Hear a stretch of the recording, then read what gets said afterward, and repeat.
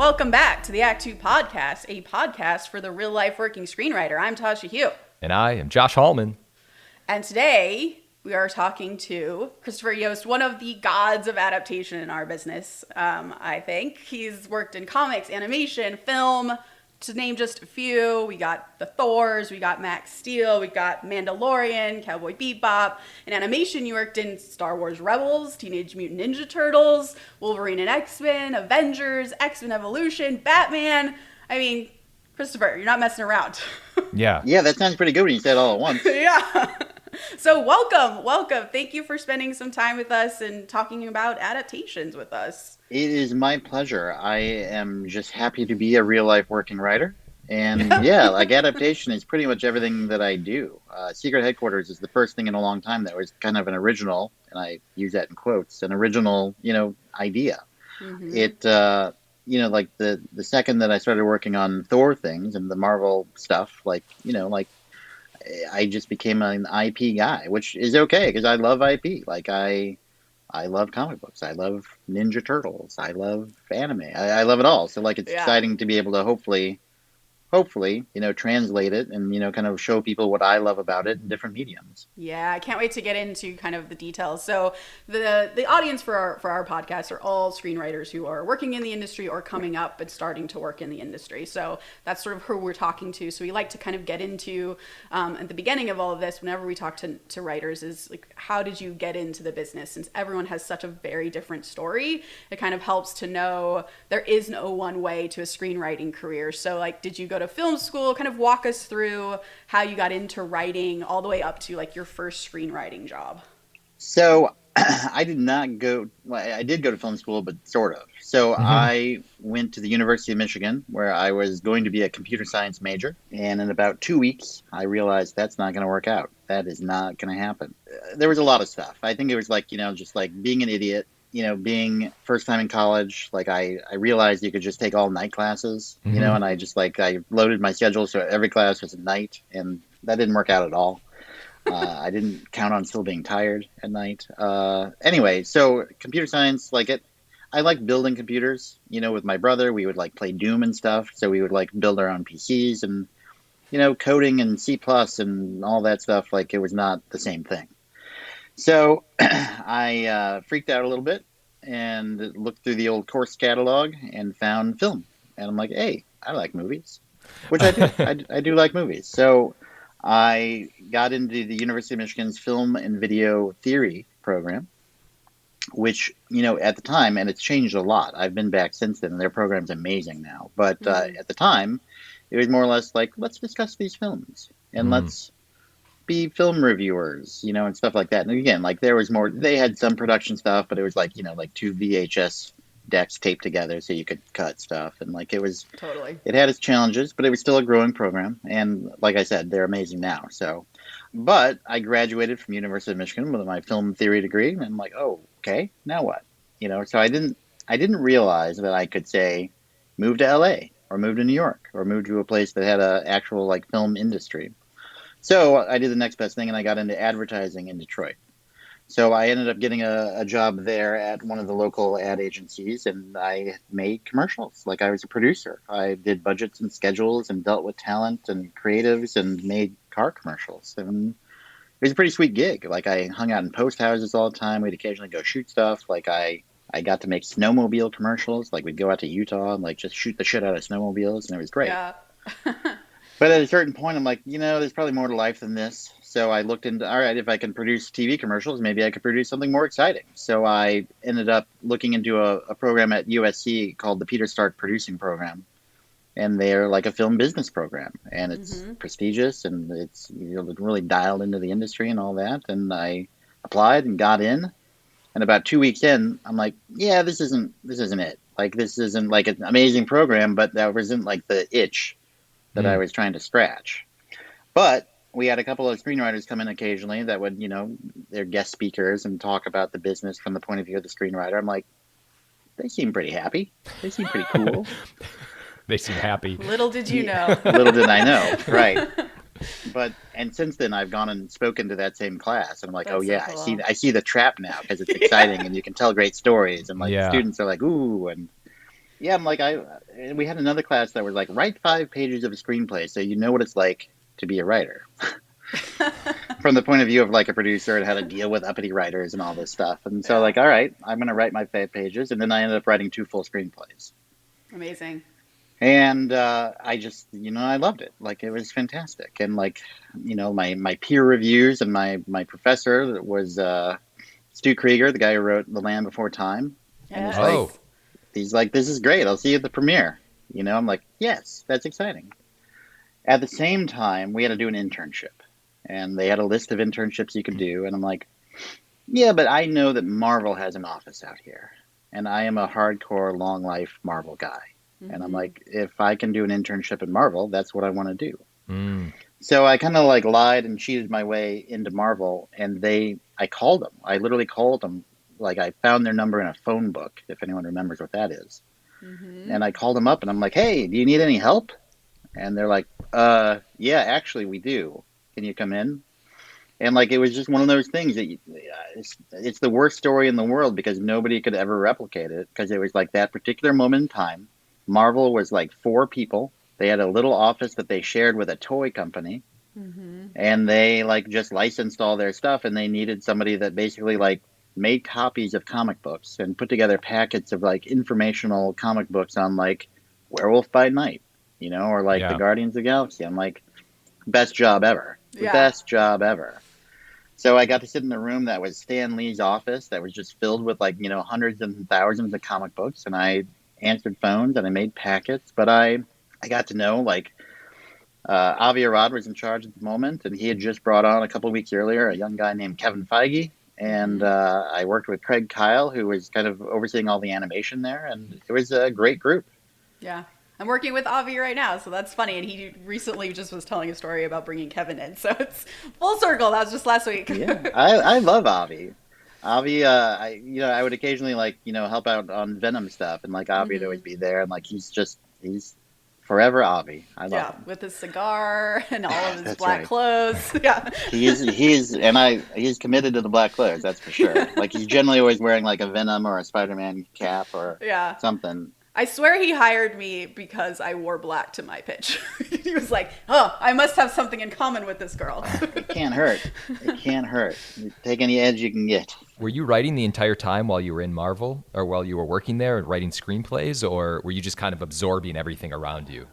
I had written 2 in the program, and then while I was there, I didn't write because I was just like trying to figure out what was what. And it was only for the summer, so like I really just Mm, wanted to like make the relationships and try to learn as much as I could and all that. And they offered me the job full time at the end of the summer, and I'm like, yeah, I think I'm going to try to like finish the program so at the very least I can get the degree because I'm a good Midwest boy, and like my mom would be very proud of me if I got my master's. And everyone in the program was like, "You're stupid, dude! Like the whole point of the program is to get a fucking job. Like just like take the job."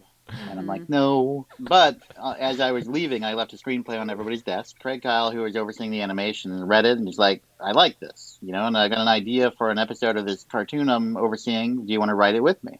Oh, wow. And I'm like, "The cartoon is X-Men, and yes." whoa.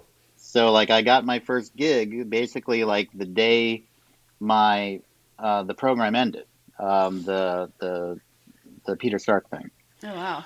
And so I wrote an episode of X-Men Evolution with Craig, and then we wrote like 3 more. And then I'm like, this is the easiest thing in the world. I don't know why people say it's hard to break into Hollywood. What are you talking about? Like I got a Hmm. job immediately. And then I didn't get another job for a year. And I'm like, oh shit. And that stuck with me forever. Like I'm doomed. This is it. I'm moving back to Michigan. I'm gonna get a job at the Gap, which, it's good work.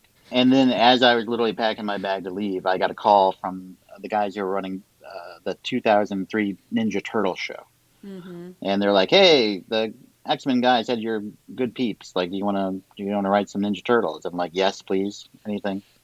And I ended up writing Ninja Turtles for like a year and a half straight. Like Wow. I think I wrote like 17 different episodes, and at that point, that kept me in LA.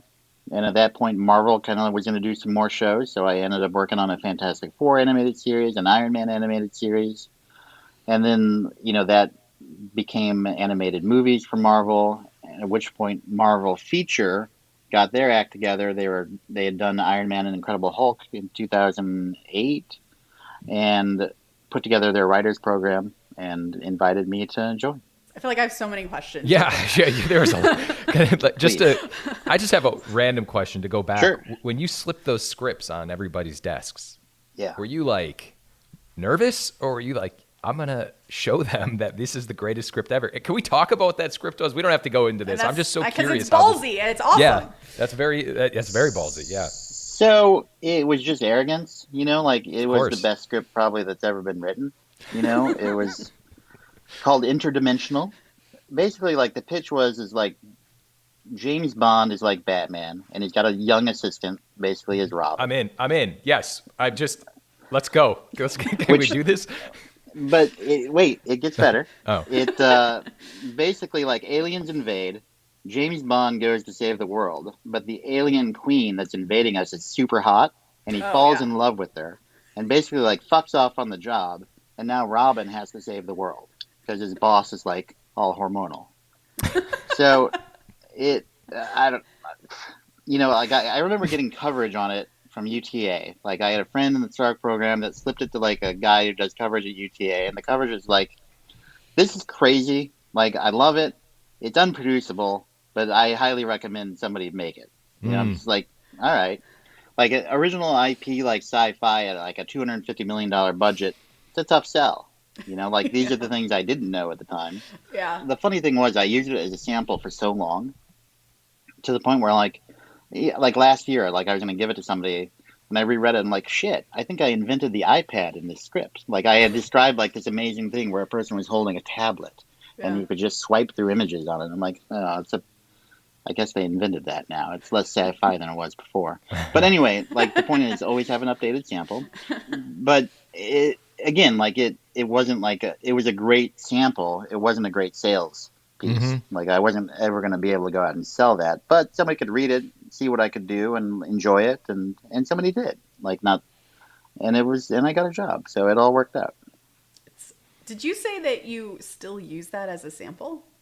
Well, I thought about using it as a sample. I thought about trying to sell it, right? Like, I thought about it's like, what, it's like there was an actor that needed, like, their movie fell apart, and somebody called me and was like, I need a movie right now. I need a script, like a finished script. And I was like, what do you got? I'm like, shit, I don't have anything because I've just done, like, IP stuff for, like, the last 20 years. Like, but I've got this thing. Hang on, let me go check it out and see if it holds up. And I'm like, not really. Like, it did and it didn't. It's like I would have to do, like, like 6 weeks of work on it just to bring it up to snuff, and he needed something, like, right now. I'm like, and it was a good lesson to me. It's like, have something ready, like, if those stars ever align. Yeah. Can I ask too, did you have reps during this time where you're writing on X-Men? Did you end up getting a rep because you were writing on these animated shows, or not at all? I did not have a rep for a good chunk of time. Only after I literally had something produced and on TV was I able to get an animation rep. Wow. And then, right, like, it's insanely stupid and hard to, like, get representation. It just is. Like, and that's the biggest question I get from people on Twitter and all that stuff. It's like, how do you get representation? It's like, good luck, man. I don't produce a show. Like, it's ridiculous. And it's just, like, the fact, like, just the inability that people have to get something read is, like, a major, like, problem. Like, how do you get somebody to read something if they don't know you, if you're not coming recommended from somebody else? So I had, like, an animation rep, like a manager from the Gotham group, who was great. Like, but at that time, like, I was basically generating my own work, so he was just, like, happy to be there, like, and then, like, once I got into the Marvel Writers program, like, I didn't really need anybody. And I wasn't doing animation at that point anymore either. So, like, we parted ways. And then, like, as I was leaving the program, one of the producers, one of the executives at Marvel is like, so we're wrapping up. Like, who's your agent? Are you taking meetings? I'm like, yeah, I don't have an agent. I've never had an agent. He's like, oh, that's bad. You should probably have one. And I'm like, and Marvel actually helped set me up with people. And Jeremy Latcham, who produced, like, Iron Man and Avengers and stuff, like, he had a guy. And, like, so now I'm at Verve Talent with the lovely Adam Levine. And I have a manager as well, Ava Jamshidi over at Industry Entertainment. And they're Oh, I like, love Ava. I've known her she's the forever. best. She's the best. She's the best. And they're like my mom and dad, and they take care of me. And they, they're fantastic. They actually just came out for the premiere for Secret Headquarters in New York. So they flew out Aw. to support me, and they're amazing. But they're very different, too. Like, Adam Levine is like the scary agent one, and Ava is like the super knowledgeable nerd one that knows everybody. Like, it's Yeah. like they work together really well. I forgot what the question was. I guess it was just at what point did you have reps in your career? And it's interesting to hear that you were kind of self-generating work at the time. Yeah, it was late in each scenario. So for animation, Yeah. it wasn't until after I got stuff produced, and for feature, it wasn't until after I was already on Thor 2. Like perception-wise in Hollywood, was it hard for you to make the jump from animation to live action? Did anyone kind of show resistance to that, or were you like, I got this, we're good to go? I think like my scenario was unique in the sense that like I already knew the guys in Marvel. So when I went in to pitch to Kevin Feige, he knew who I was.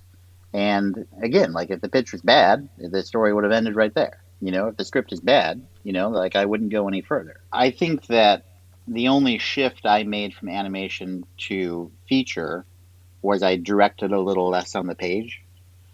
For animation, like, you can call out shots and you can, really like, here in animation, like you're going to have a set of directors and you never know who you're going to get from day to day on what episode. And like, if you want stuff to get on the screen, like spell it out. Whereas like for feature, like I do it a little less because directors want to direct apparently. How dare they? I know it's ridiculous, but let them have their fun. So, like, no, I did not have any resistance. The only thing that I've found is something that another writer and I talk about, a lovely writer named Christina Strain, who worked on Magician. She worked on the unmade season 2 of Cowboy Bebop. She's worked on Shadow and Bone. She's incredible. And she pointed out the fact that because I jump around so much, like from comic books to animation to TV to feature, I struggle. This is now my therapy session, so forgive me. I'm not, I'm not like super like dialed into any one particular like writer's circle, like writer's group. So like again, it's not like resistance in getting the jobs. It's just like my life as a writer is like kind of weird because I jump around a lot. That sounds like a superpower. I mean, that sounds amazing. I don't think of them any differently because like the live action shit that I do is basically like live action cartoons. Like I'm doing animated stuff, like I'm doing adult animated stuff, I'm doing kid animated stuff. Like I've only ever really done like one project that like didn't have like ghosts and aliens and stuff in it, and it did not work out. So like the generally the stuff that I write is all, it doesn't matter what medium it's in particularly because it's going to be the same stuff.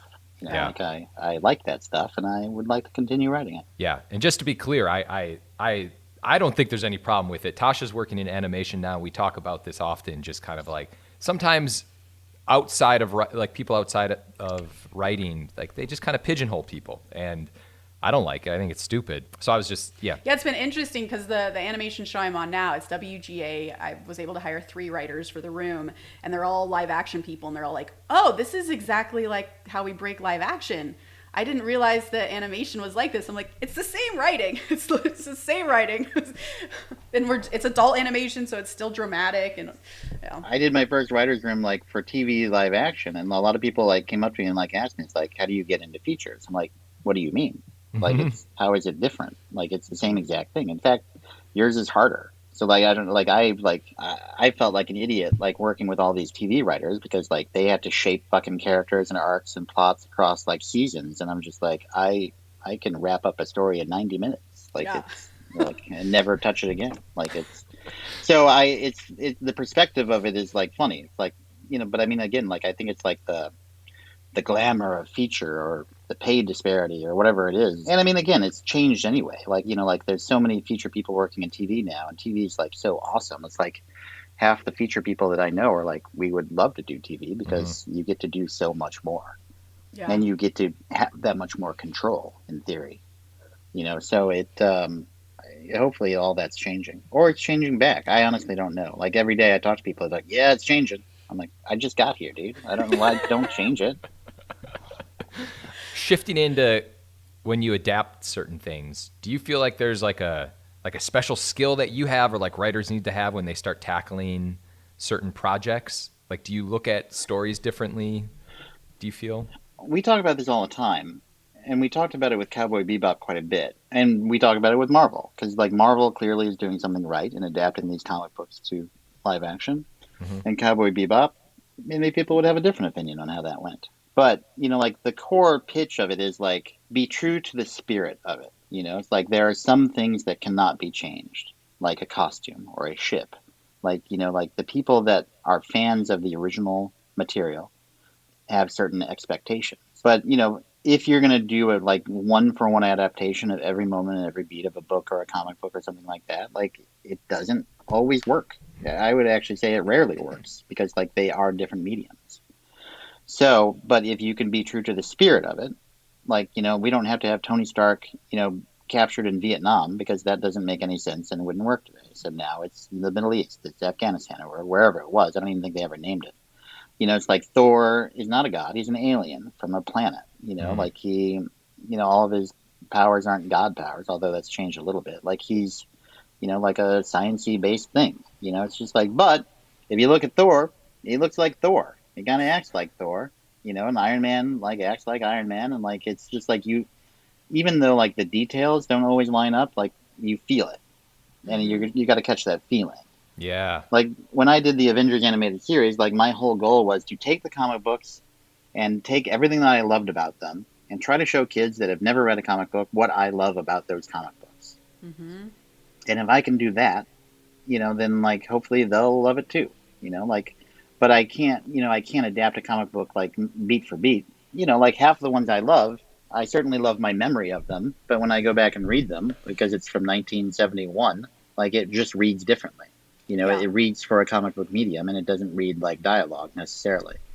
Like exposition is a killer, and you have to find a way to get information out and make it feel like normal human people are talking. I think that adapting is really taking like what works, taking what's important, taking the spirit of it, taking the best of it, and then like crafting a story kind of around these things. Because the story is the story, the themes are the themes. So how do you make it work in your particular medium? Yeah, can we kind of walk through that adaptation process from the beginning a little bit? Like, say you get a book. Hey, Yes. we want you to do Thor.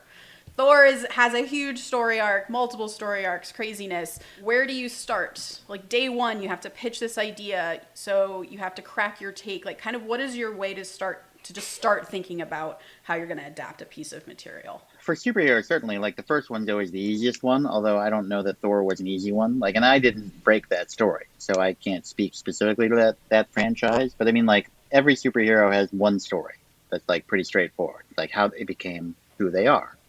And for Thor, like the core story was, I'm an arrogant prince who fucks up, and my dad humbles the shit out of me, and I had to learn to be a hero. All right, so like I had to put aside myself, and like I put aside my arrogance, and I have to like step up and be, the hero that I'm supposed to be. So, in that case, like his dad takes away his powers and throws him to Earth, and he meets Jane Foster. Like, like a Spider-Man origin story, an Iron Man origin story, a Captain America origin story. They're all pretty, like that's the story, and like whatever version of that story it is, like great. Second one's harder, because then it's like, all right, now what? What is that character's journey now, right? Because it's like it's easy to do like plot stuff. It's like, yeah, a bunch of dark elves are trying to destroy the universe. All right, sure. But like, what is Thor going to do? Like, how does Thor grow in the face of this incredible challenge? That's a little harder because like you kind of told his story, you kind of told, all right, so now you have to make up another journey, for Thor to go on. Iron Man 3 was particularly successful in this, in that they, like he had become so reliant on his armor, like he had forgotten like who he was, So like, sure, that's a great character story, and Iron Man 3, in my opinion, is a great movie, and it really kind of set the tone for the coming Marvel universe. Yeah, I loved it too. I'm adapting a book right now that is called Whales on Stilts, and it's a fantastic book about a little girl named Lily who finds out that her dad, she goes with him for Take Your Daughter to Work Day, and she finds out that he is oblivious to the fact that he works for like an evil half-man, half-whale hybrid mastermind that is preparing to invade the surface world with whales on stilts. Oh, shit. And she now has to kind of save the world, but no adult will listen to her. She's afraid to use her own voice. And she goes to her two best friends, who are basically Buffy the Vampire Slayer and Tom Swift, who are these incredible children that like save the world like every other day. And they're like, yeah, this isn't really our thing. You know, like I fight zombies and vampires, and he fights aliens and robots, and this is your thing. So this little girl has to like step up, find her own voice, and tell her own story. And I'm like, I get that. Like I get that through line. And I mean, and for an animated movie, like it's perfect. You know, so like that adaptation, some are easier than others. Cowboy Bebop was more challenging, you know, because like that was a very episodic series that had, you know, occasional like through lines and mythology of like, you know, Spike and Vicious and all these characters that had a history together. And like, you know, the overall story of the coming confrontation between these two archetypal characters. But, you know, like we don't live in a world where episodic really works right now for TV. Like everybody wants like basically one story, you know, across 10 episodes. So we did our best to kind of weave those two things in, where you can do interesting bounties and fun villains and all this stuff while keeping, you know, like a serialized story alive kind of around it. Mm-hmm. You know, and whether it was successful or not, I'll let history decide. Yeah. But it definitely was more challenging, you know? Yeah. So, like, everything has its unique challenges. But, I mean, like, I think that for me, when I sit down with something like a Thor or like a Whales on Stilts or like a Cowboy Bebop, it's like, what's the core story you're trying to tell here? And, like, what's important to that story? What's important to these characters? Like, as a fan of the material, I'm not even talking about other fans. Like, as me, what is the most important thing to me that if they cut out of this, I'd be furious and probably, like, insult people on Twitter, you know? Like, yeah. You know, it's like, what has to stay? So for Thor, she should probably have a hammer, you know? Like, she should probably, like, feel like a god, you know? Like, again, like, those are super obvious things, but, you know, it's not obvious for anybody. Like, it's not there. We've seen adaptations a million times where they're like, yeah, we're going to take this guy and we're going to put him in space. And you're just like, well, that guy doesn't really belong in space, you know? Like, it's, you see the minefields, you see the errors of the past, and you try not to recreate them, and sometimes it's hard, you know, like sometimes it's hard, and there's like a lot of cooks in the kitchen, and there's a lot of producers that say like, wouldn't it be great if there were aliens though, you know? It's like, no, this is not a story about aliens.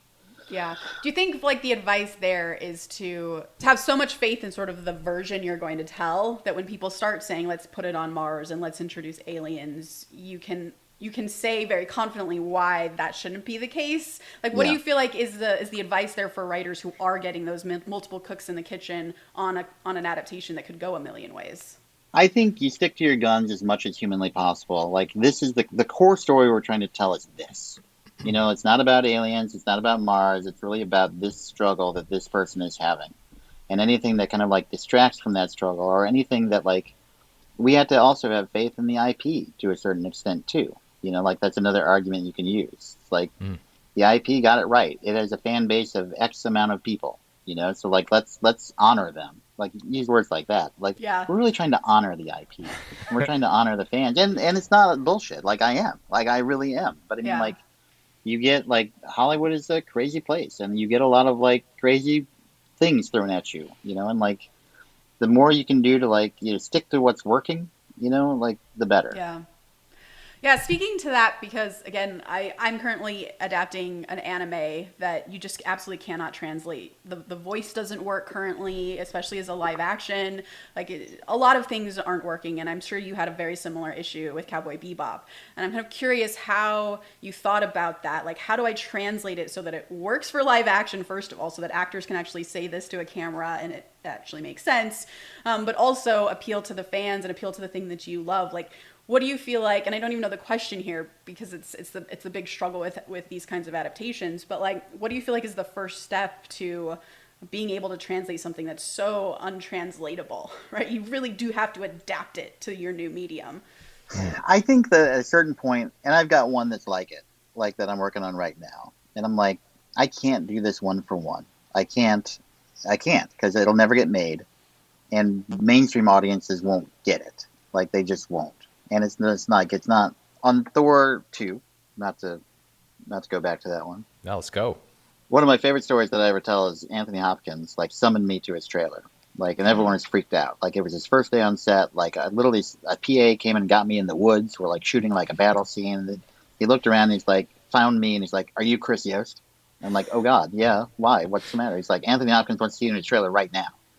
So I looked at Craig and Kevin, and they're like, "You better go." And I'm like, "All right." So I trudged through the woods, like up hills, like there's explosions going off, and I get to the trailer. Somebody standing outside the trailer is like, "He's waiting for you inside." I'm like, "Okay," and like I go inside and like I turn back to see, and they close the door and left. And I turn the corner, and there's Anthony Hopkins sitting at a table, hands folded, wearing a full suit, and he's like, "Please have a seat." I'm like terrified, and I sit down. He had the current script, current revisions that had just gone out, and he's like, "I'm just trying to let you know that I've received the current pages, but I will not be performing the current pages."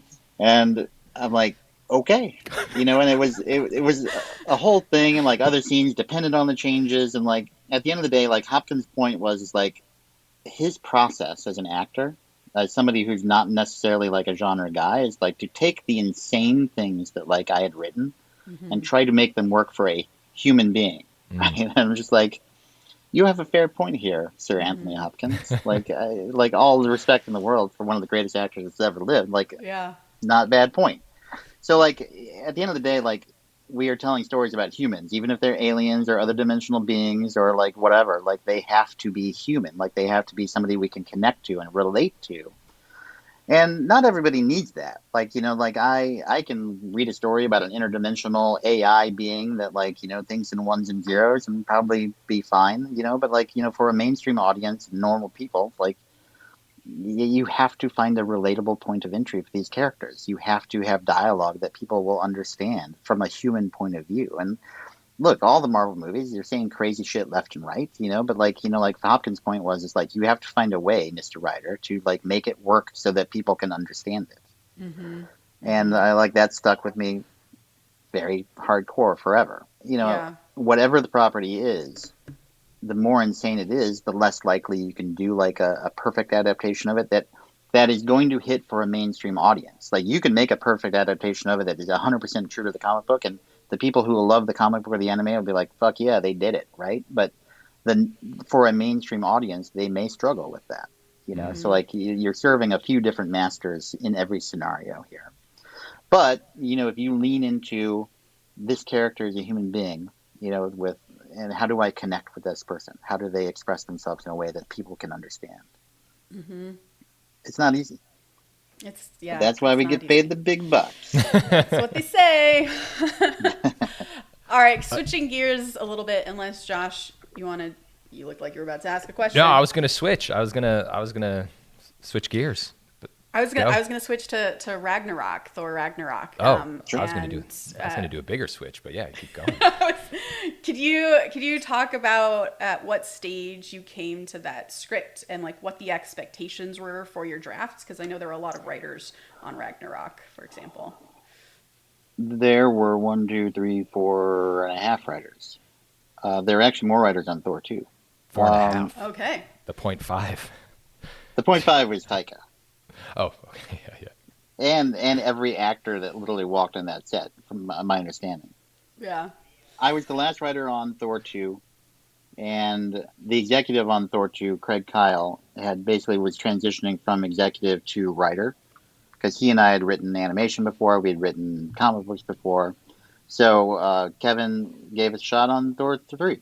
But there was a big gap between the two. Like there was like a chunk of time. So like we basically like everyone took a year off and just thought about like what should Thor 3 be. And the Marvel Cinematic Universe is an ever-evolving place. There are versions that we put forward of Thor 3 that were batshit insane, that had like all kinds of Thanos stuff, all kinds of Time Stone stuff, all kinds of Celestial stuff. Like it was like all insane and great and exciting, and more or less like as plans for like Avengers and stuff evolved, it's like it came clearer into focus what Thor needed to do for like the larger picture. It wasn't a lot, like at the end of the day, it's like we wanted to tell a good Thor story and leave Thor in a particular place, and Hulk as well.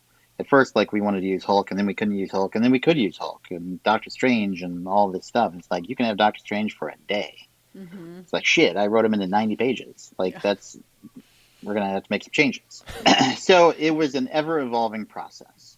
But like we delivered a script. I always say that if you like a lot of what happened in Thor, like I'll take some responsibility for that. If you like that it was super fucking funny and like then Eric Pearson and Taika are the heralds of that. So like again, like the WGA arbitration process is what it is. But I mean, I think the core foundation of it all was our draft. But it's like I said, it's a crazy process. Like that movie turned out great. Like it's a beloved movie. Like it really was a reset on Thor. And we knew that we wanted to be funnier, like more Guardians and less like Gladiator. And mission largely accomplished. Like it was a fun time. But even our script, like Valkyrie was different. Like we brought in Nidavellir and like Eitri the dwarf earlier. Like there was a lot, even in our draft, that was either got shifted to Avengers or just changed. Period. But the core of it, that like Thor, Hulk, Valkyrie, Loki, kind of go on this journey together. Like it's pretty representative there. You're so calm in talking about all the many drafts you wrote and threw out, but I would imagine that time is just filled with absolute anxiety of trying to find the movie, because there are, as you say, like a million versions you could do. Even though the core is probably, kind of what his starting point and end point needs to be. Was that very stressful? Because there's also deadlines with Marvel, right? Like you got to get your movie out at this time because they're announcing it at Comic-Con. It sure it has its stresses, but at the same time, it's like I'm trying to find the movie with a group of people that like I love, a group of people that are all super smart that also want to find the movie, and we're doing, like it's hard to call it a job. Like I've certainly had assignments that were jobs, but the Marvel stuff never feels like a job. It's like I think that when you're on set doing production rewrites, like there's certainly some stress to that. Like as you're like in a corner, like on a location, like trying to like hammer out pages because you're going to shoot them the next day. Like that's a different kind of writing. In this case, like we did have some time, and I like as it happens, like I'm a particular like I feel like I'm a fairly fast writer, so I can turn stuff around like pretty quick. Like as far as like a full draft, yeah. But just finding like like the core arc for the character. Like the core story that works within the Marvel Cinematic Universe that still feels like a Thor story, but like also like I think Captain America Winter Soldier really kind of showed that people, and shocker, it's like let's involve some more people. It's like let's get Hulk in there, let's get Doctor Strange in there, like let's have some fun with the universe. And I think that was like the biggest change from Thor 2 to Thor 3. Yeah, for sure. Yeah, it's funny you say that, because now kind of thinking back on it, that is what's so fun about so much of with Marvel is like you're like that Hulk, for instance, in Thor 3. It's like he was hilarious. It was amazing. I love seeing that crossover where people are kind of jumping from movie to movie, which I think now we probably take for granted. But I think we do, and it's hard to go back. Like Thor 4 like was more of a Thor story, but I mean like it like the fun of the Marvel universe is sometimes the fun of seeing these people kind of collide. Yeah, for sure. For me, anyway. So it was great to be able to do that. Like, it was great to be able to have a Thor versus Hulk battle. It was great to be able to have, like, Loki have to deal with Doctor Strange. Like, it's like, these are, like, it's like candy. Like, my God, I do this all day. Like, I'm shocked they pay me for it. Like, it's just incredible. Like, having grown up with that stuff, like Star Wars and Marvel, like, to be able to work in these worlds is just, like, this is all stuff that me and many other people would do for free if I did not have a family and a mortgage. Yep. There's so much, but I do want to jump into Secret Headquarters in just a minute. Sure. But I also wanted to ask, I mean, you may have covered this already, but I guess advice to writers who are jumping into adaptations. Like, is there like a piece of, I guess you kind of already covered this in terms of like keeping with the spirit, but is there anything more if there's someone who's tackling something that like there's like a nugget of advice you would give? I would say know the material better than anybody else. Be able to answer any question about the material from any fan. Like, because if you can do that, because there's nobody that knows it better than the fans. Like, if you can do that, then you can answer any question any executive will ever have, or any producer, or whatever it is. Like, know in your mind, know what's going to work and what's not going to work on the screen, and in like a mainstream adaptation of it.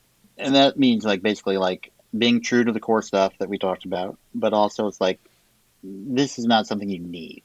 Like, this is, like, not something, like, I'm doing a thing where everybody in this universe had powers. And I'm going to adapt it where one guy has powers. And will I take a shit ton of heat for that from like the core fans? Probably, but like it's not producible otherwise. Like you can't do it. Like or at least I haven't found a way. Like but at the same time, like, does the core of the story change? No, it doesn't. Yeah. It just doesn't. And I mean, like, to have the courage, and the strength to kind of like hold on to that. It's like, I have a vision for this. I know it's going to work. And yes, some people aren't going to be happy with it, but hopefully we can introduce this to a larger audience that's going to see how fucking awesome it is.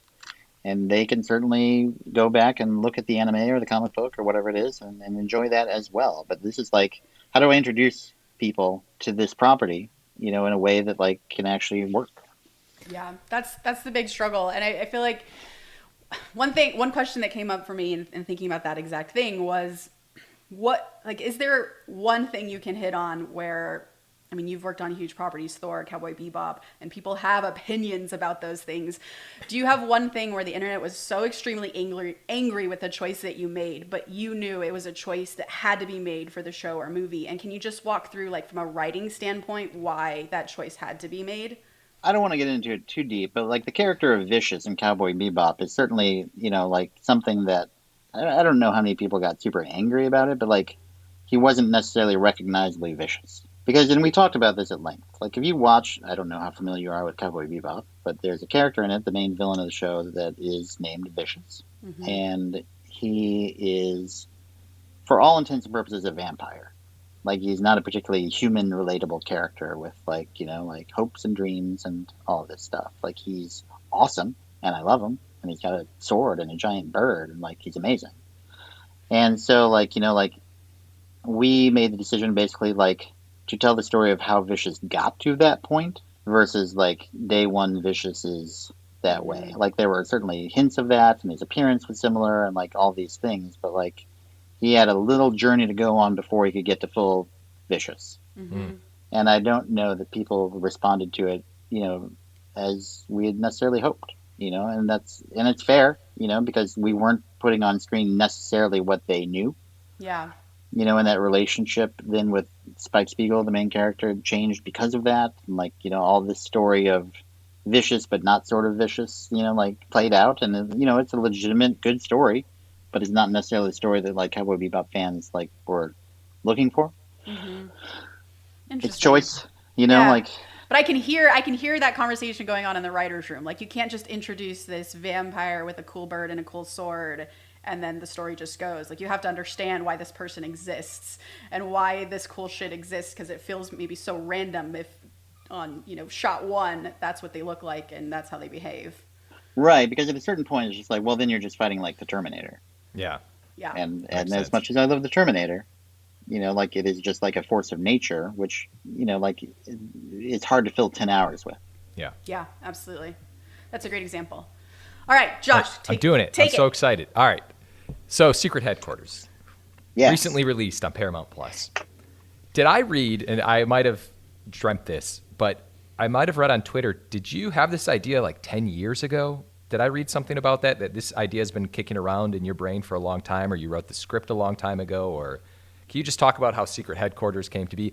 And just let me say, before you answer, I did watch this with my daughter, and we loved it. It was freaking awesome. Hooray. She's 6 years old, and it's so up my alley as well. So it is a movie meant for fathers and daughters to watch together and enjoy. Aww. Oh, it is like, it's a family movie, like it's a kids movie, like it is. And I mean, like, the hope is that adults can enjoy it as well, but it really is like, in the true sense of the word, let's say it's meant to be a family movie. Like, totally. The problem with doing a superhero movie these days at any level is that you're instantly going to get compared to all the Marvel stuff, all the DC stuff, and we did not have $200 million, but I mean, like, we wanted to tell a good story and something that kids would enjoy, like kind of movie that when I was 8, 9, 10, that I would watch and be like, this is awesome, like that was always the hope.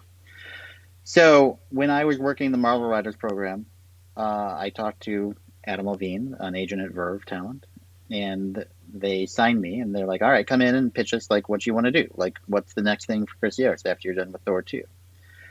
And I went in, and there was a whole presentation with a bunch of agents, and I pitched them like 20 stories that were all just like not Thor, because like I'm like, oh, I should probably pitch them stuff that's not like superhero stuff, and they're like, you're coming off of Thor. What if you did something a little more superhero-y? Like what if you really kind of like doubled down on like the amazingly successful thing that you're about to do? I'm like, oh, all right. So I came back like the next week with like the idea for Secret Headquarters, like just like a 5-minute pitch of like, this is Secret Headquarters, and they're like, that's it, that's the one.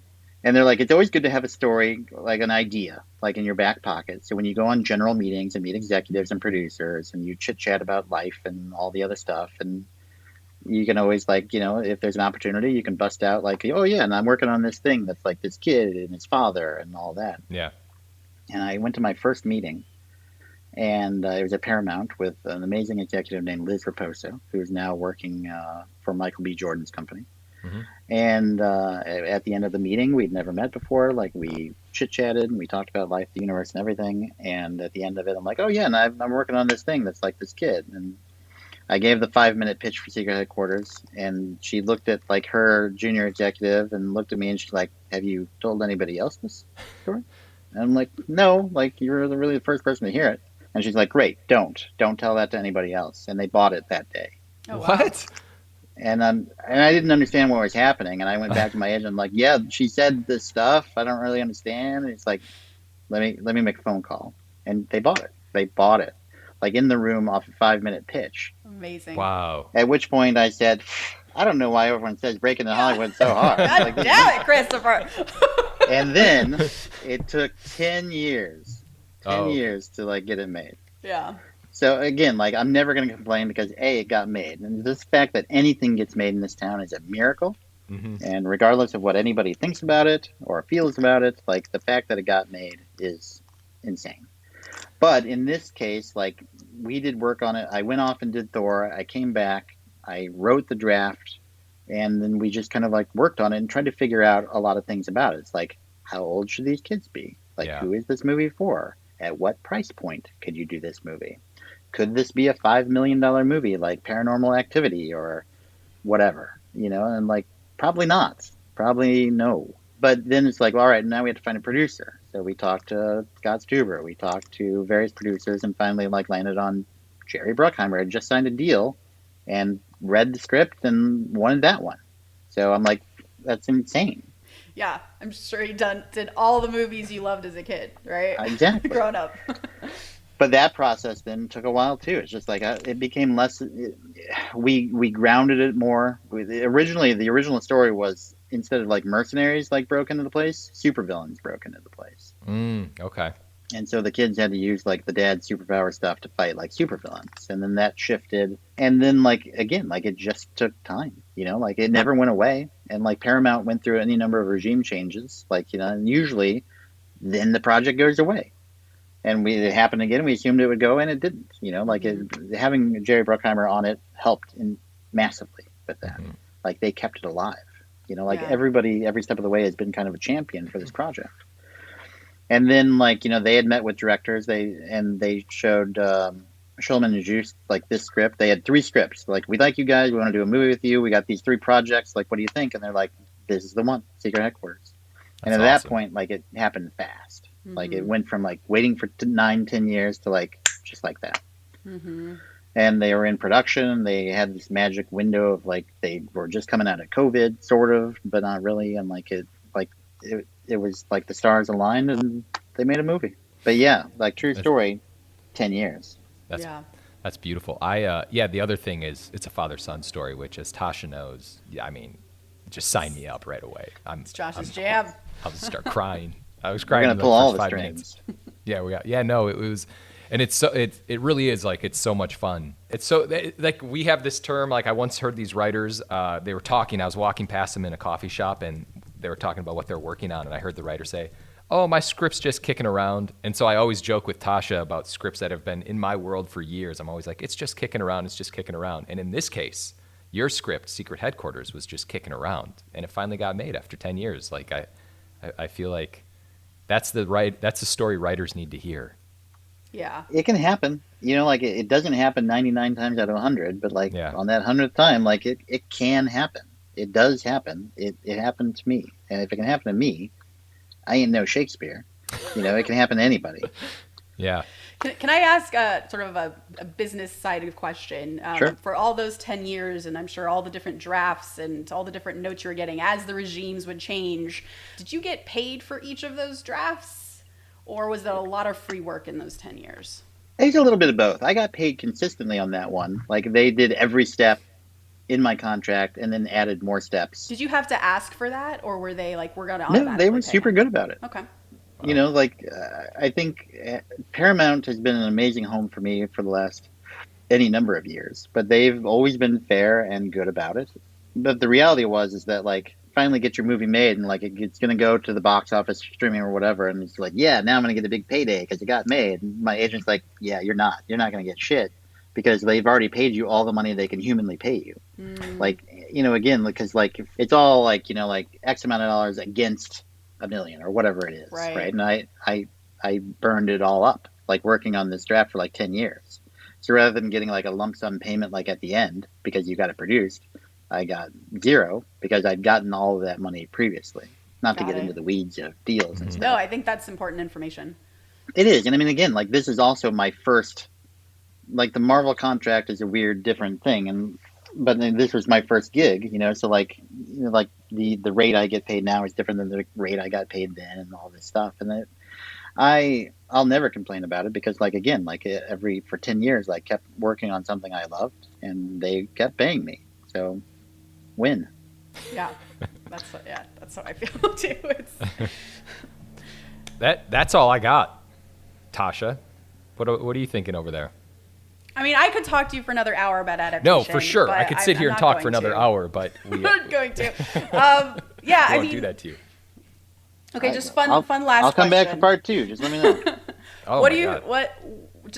As the last thing, if there's any piece of IP that's out there that you could pick, what would it be? Ghostbusters. Oh. Ooh, interesting. But, you know, like Jason Reitman's doing Ghostbusters too, like, great, you know, but I mean, like, Ghostbusters for me is like, that's, again, like, it's so special, you don't want to mess it up, like, that's the fear. It's like, I want to take something I love and just, like, fuck it up. But Ghostbusters is my favorite movie of all time. If I could, look, I've worked on Star Wars, I've worked on Marvel, I wrote a He-Man movie that never got made. Like, I've done a lot of stuff, but Ghostbusters has got a special place in my heart that, like, I would love to take a stab at. Yeah. For me, I get worried about those ones that you're so, like, for me, it would be Xena. And, oh, sure. Like, I was like, I don't even want to touch it because my version, like, I'm so in love with the version I watched that I don't know if I could bring the right thing it needs to reboot it. I worked with a guy who wrote, like, a pilot for a Xena reboot, Javi. Yeah, who worked Javi, on Cowboy Bebop. And Yep. I read it, and it's incredible. Yeah, I don't know why they didn't make it.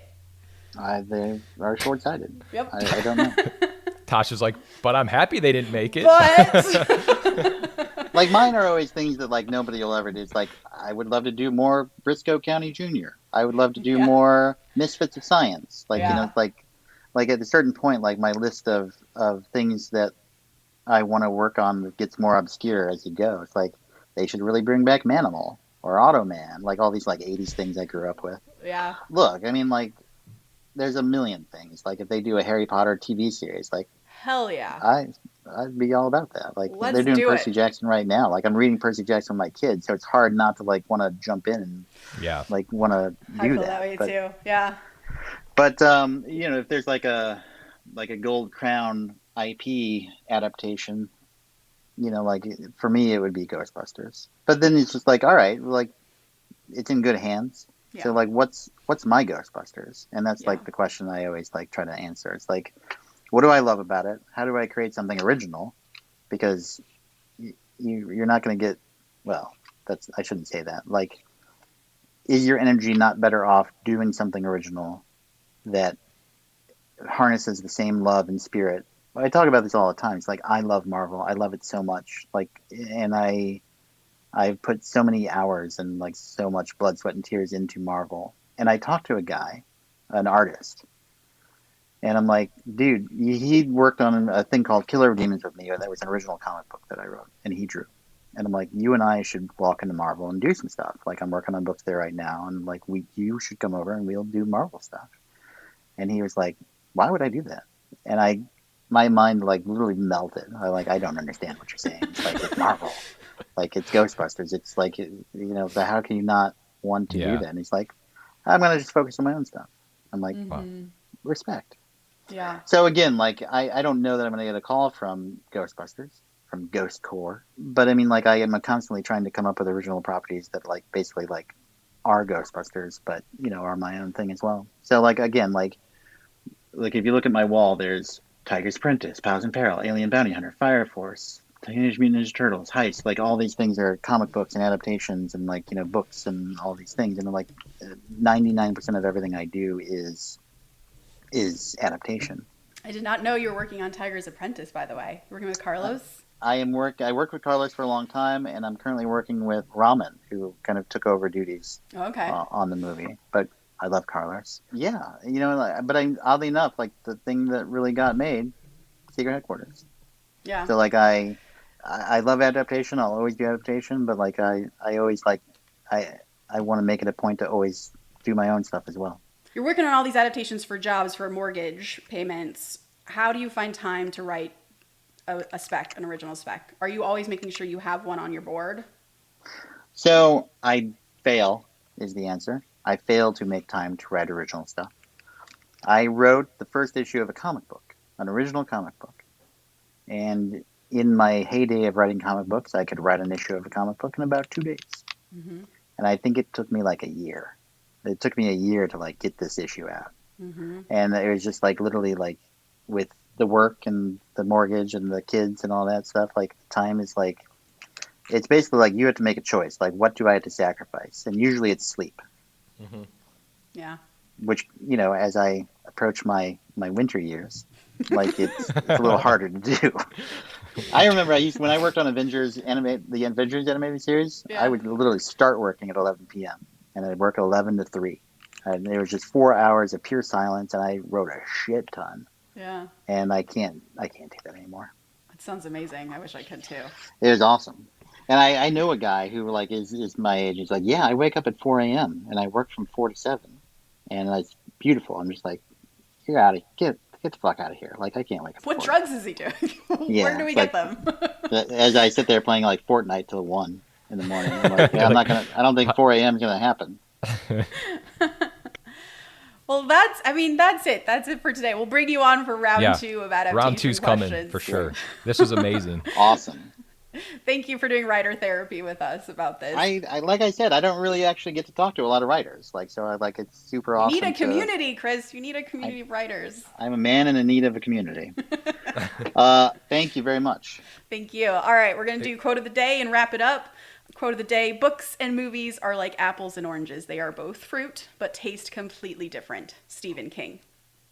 Please remember to rate and subscribe. Follow us at ActTwoWriters for more awesome writing stuff. You can follow me, Tasha, at Story Thursday on Instagram or Twitter at Tasha 3.0. I'm Joshua Hallman on Twitter, Josh Hallman on Instagram, and Christopher, where can we find you? I am on the Twitter. I am at Yost. At Wow. Yost. Early adopter. I feel like that's a flex. Yeah, seriously. As always, the Act 2 podcast is a production of Act 2, a network and support group for the everyday working screenwriter. This episode is edited by Paul Lundquist, music by 414 Bag, which you can find on Spotify.